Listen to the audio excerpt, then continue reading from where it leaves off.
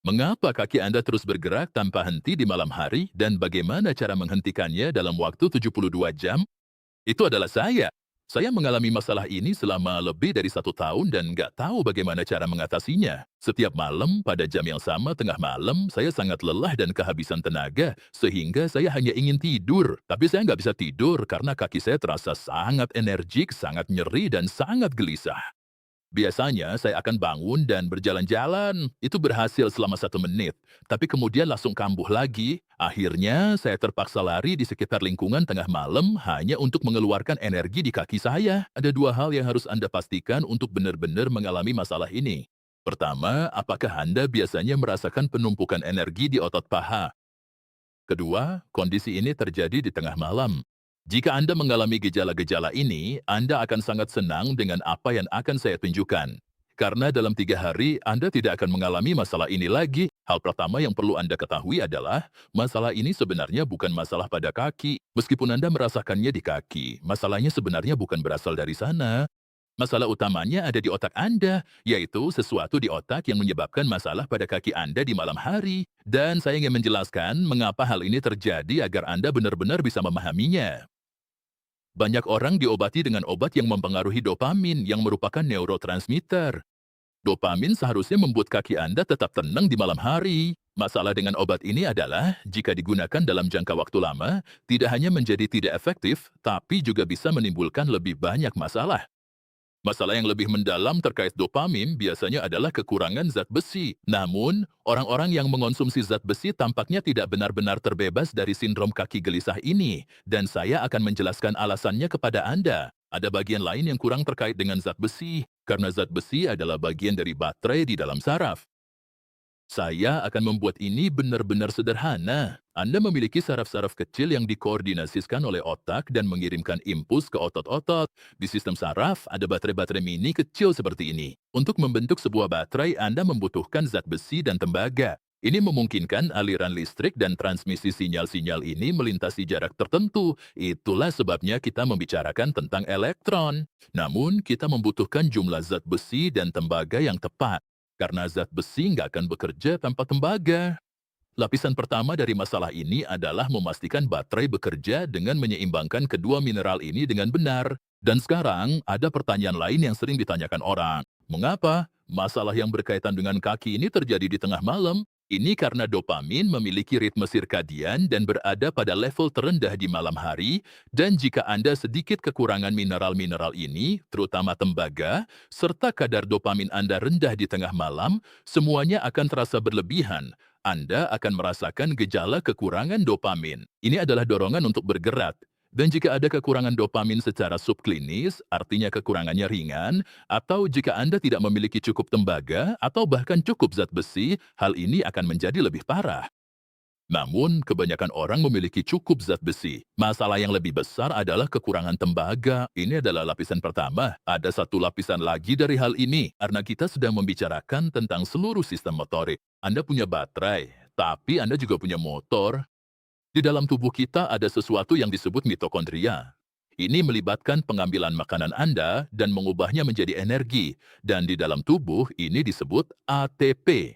ATP atau energi yang memberi makan neuron dan membuat baterai ini bekerja bergantung pada mineral lain. Dan ini sangat penting. Itu adalah magnesium.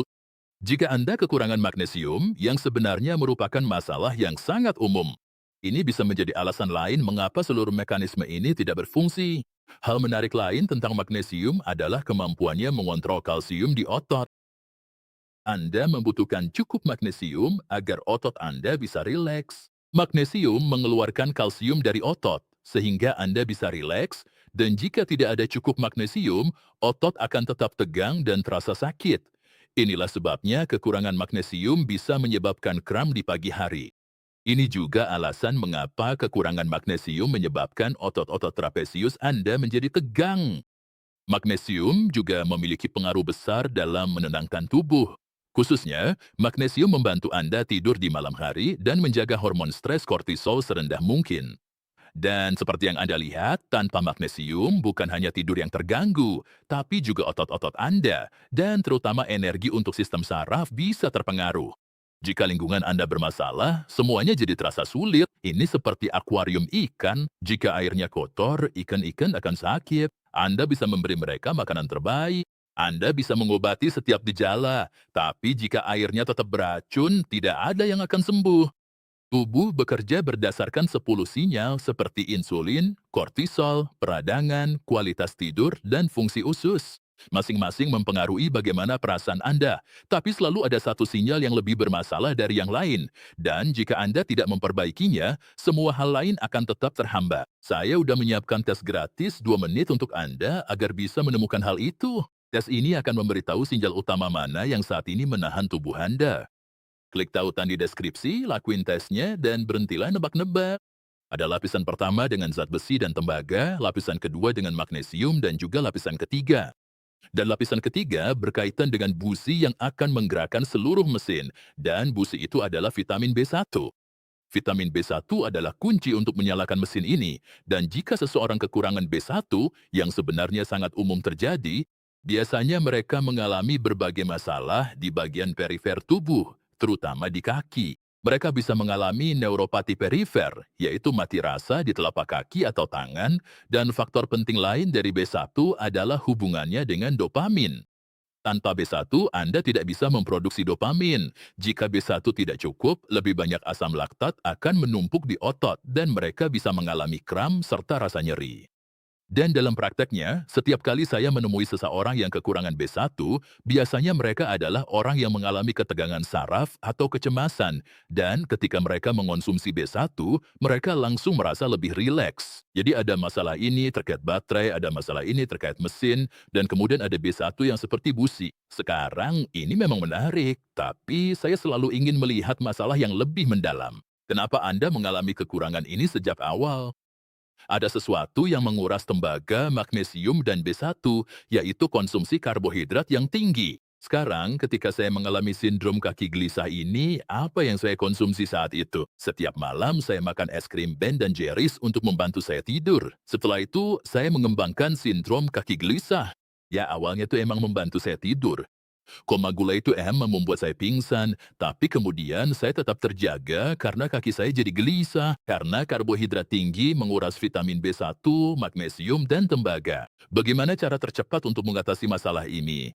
Nomor 1, Anda harus berhenti mengkonsumsi karbohidrat, terutama gula dan khususnya pati. Dan ketika saya bicara tentang pati, saya maksudkan roti, pasta, dan sereal. Anda harus mengeluarkan semua itu dari diet Anda mulai hari ini. Saya juga menyarankan untuk melakukan puasa intermittent. Anda seharusnya mulai melihat hasilnya di hari pertama Anda melakukannya. Dan di hari kedua, saya sarankan Anda menambahkan sedikit magnesium dan B1. Alasan saya merekomendasikan glisinat bukan bentuk lain adalah karena glisinat dapat meningkatkan GABA di otak dan mulai menenangkan segalanya. Anda bisa menargetkan 600 mg setiap hari. Ini mungkin terdengar banyak, tapi sebenarnya tidak. Jika Anda melakukannya setiap hari selama seminggu, Anda seharusnya mulai melihat hasil besar dengan sangat cepat. Saya juga menyarankan Anda mencari B1 alami dan mengonsumsinya sebanyak 50 mg per hari. Kombinasi ini akan sangat-sangat kuat untuk memulai prosesnya. Tapi di hari ketiga, kita ingin tubuh Anda mendapatkan sedikit tembaga. Salah satu sumber tembaga terbaik adalah hati, yaitu organ dalam. Kalau Anda tidak suka, tidak masalah. Anda bisa mendapatkannya dari tiram. Kalau Anda nggak suka tiram, bisa dari coklat hitam. Pilih coklat hitam yang tidak mengandung terlalu banyak gula. Salah satu hal yang saya lakukan adalah membeli sesuatu yang disebut kakao. Ini adalah bubuk coklat mentah tanpa gula.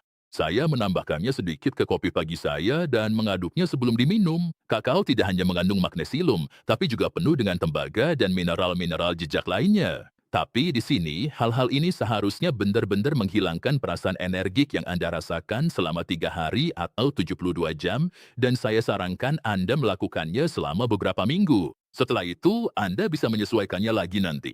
Tapi, apa yang akan Anda temukan? Jika Anda kembali mengonsumsi terlalu banyak karbohidrat, coba tebak apa yang terjadi.